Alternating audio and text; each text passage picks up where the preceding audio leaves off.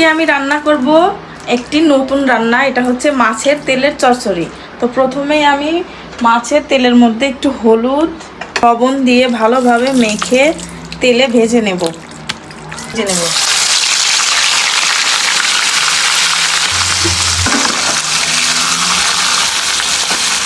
আমার কিন্তু মাছের তেলগুলো ভাজাতে দেখো কত তেল বের হয়েছে, এখানে তেল বের হয়েছে মাছ থেকে।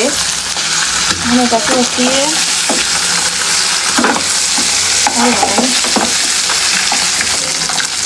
তেলের মধ্যে এখন দিয়ে দেবো পেঁয়াজ, মরিচ কুচি, টমেটো কুচি, আদা, রসুন, জিরা বাটা।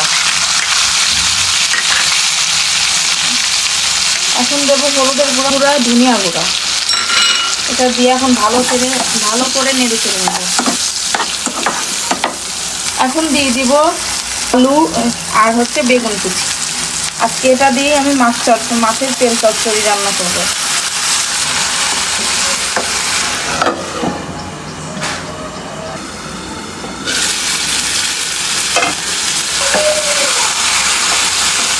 দেবো এখন আমি মাছের তেল দিয়ে দেবো।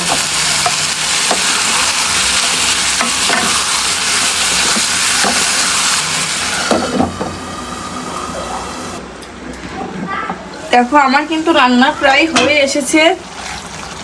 এখন এটাকে চাপা দিয়ে 3-4 মিনিট রেখে দেব। এই তো আমার কিন্তু মাছের তেলের চচ্চড়ি একদম রেডি।